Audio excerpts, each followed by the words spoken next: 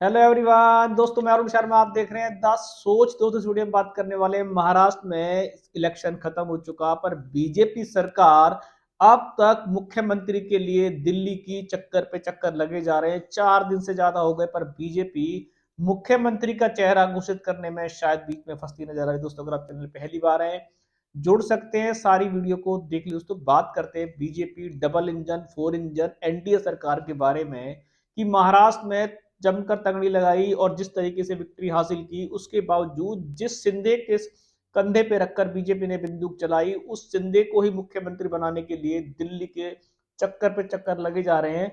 शिंदे सरकार के चेहरे को चलते बीजेपी को अच्छी वोटें मिली। अब बीजेपी अब बीचों बीच देवेंद्र फडणवीस को लेके आ रही है। पहले तो देवेंद्र फडणवीस का कोई दूर दूर तक नारा नहीं था। खुल्लम खुल्ला बात हुई थी बीजेपी की कि देवेंद्र फडणवीस जैसे थे उनको कुछ ना कुछ और दिया जाएगा। शिंदे को शायद सीएम बनाने के लिए पहले ही दावे हो चुके थे। अजित पवार को वही रटाया उप मुख्यमंत्री का पद दिया जाना था। पर बीजेपी ने जब ज्यादा सीटें हासिल की, 137 सीटें बीजेपी की अपने दम पे लेके आई है।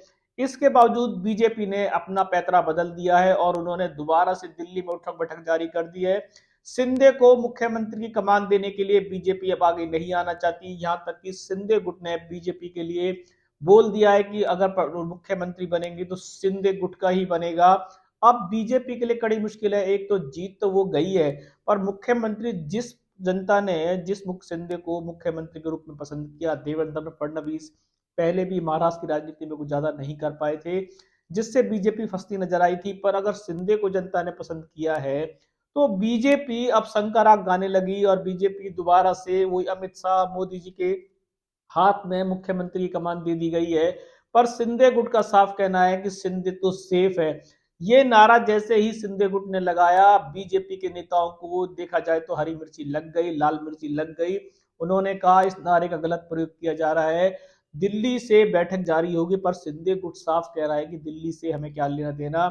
जब जनता ने शिंदे को मुख्यमंत्री के रूप में पसंद किया और भर भर कर वोट दिए, तो वो संघ के और किसी चक्कर में नहीं फंसना चाहते। इसमें बीजेपी के नेताओं के उलल जुलल बयान भी सुनने को मिले। वो कहते हैं कि मुख्यमंत्री का पद देवेंद्र फडणवीस को दे देना चाहिए और अजित पवार को मुख्यमंत्री बना देना चाहिए और शिंदे को केंद्र में भेज देना चाहिए। अब बीजेपी के ऐसे उलझ जुलल बयानों ने शिंदे गुट की टेंशन बढ़ा दी है और शिंदे गुट अभी तक चक्कर में फंस गया है कि क्या उन्होंने उद्धव ठाकरे के साथ धोखा किया था या उनको बीजेपी धोखा देने की तैयारी कर रही है।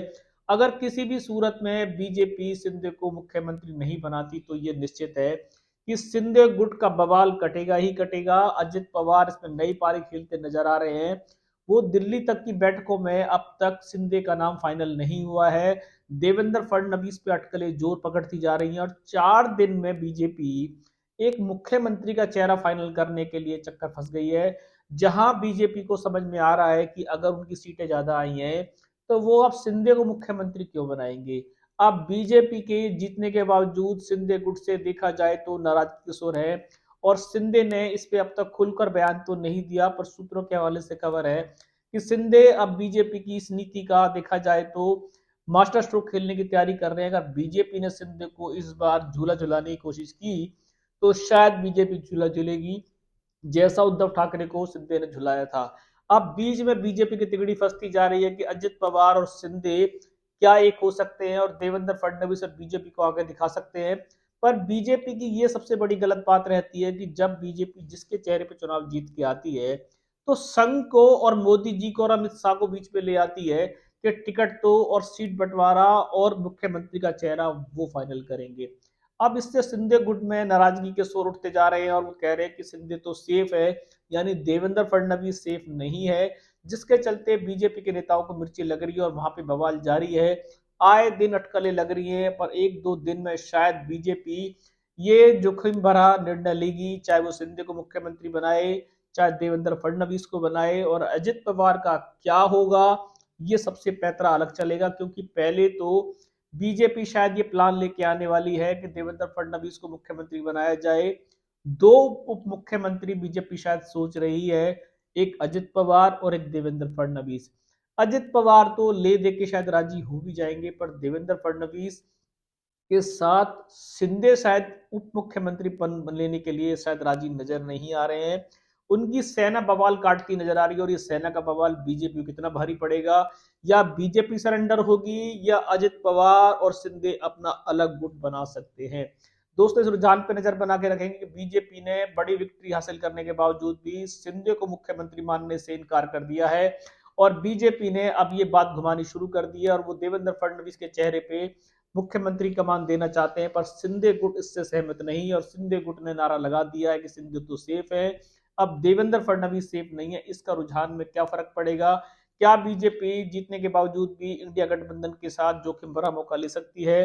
क्या बीजेपी को शिंदे आंखें दिखा सकते हैं? इस रुझान पे सटीक विश्लेषण लेके आएंगे। अगर आप चैनल पहली बार हैं, जुड़ सकते हैं आगामी सभी वीडियो को। दोस्तों, मैं अरुण शर्मा लूंगा नई सोच के साथ। अपना ध्यान रखें। नमस्कार।